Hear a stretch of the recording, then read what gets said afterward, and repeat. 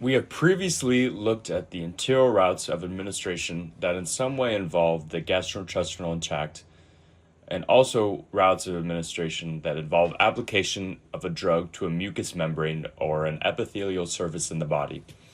Here, we will look at routes of administration where a drug is administered to the body via injection or infusion.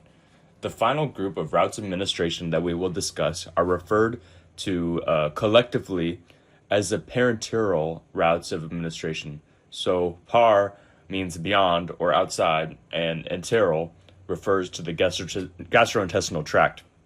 Pardon me.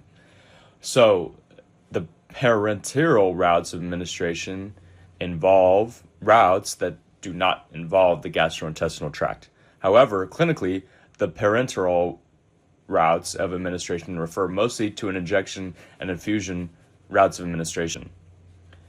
An example of one of these injection routes is when drugs are injected directly into the subcutaneous tissue layer, and so it is referred to as subcutaneous injection.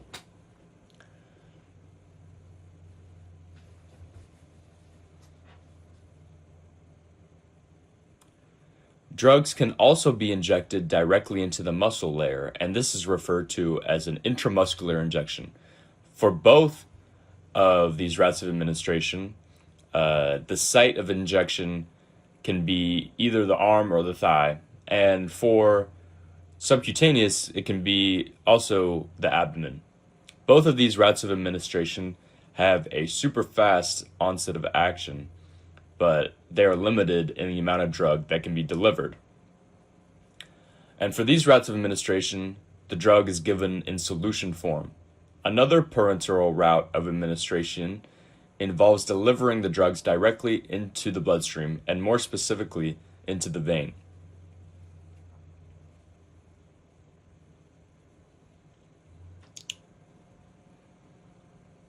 So for this route, the drugs are injected directly into the vein under the skin, and this is referred to as intravenous. I draw this. And because a drug has been delivered directly into the bloodstream, the onset of action of the drug is almost instantaneous. And so the drug can reach its molecular target a lot faster compared to a lot of other routes of administration. So most biologics need to be delivered via this route of administration. Let's look at another parenteral route. This one involves the spinal canal. Here's a drug gets into the spinal canal and directly into the cerebrospinal fluid. And this route of administration is referred to as intrathecal. So for this route of administration, the onset of action of the drug is rapid and most often used when the target tissue is the brain. And so small molecule drugs, such as antibiotics, can be given in this way. So other parenteral routes of administration include intracardiac, which is kind of self-explanatory. I mean, it involves delivering drugs directly into the heart. Intra-arterial, where drugs are injected directly into the artery. Intra-articular, where drugs are injected into the joints.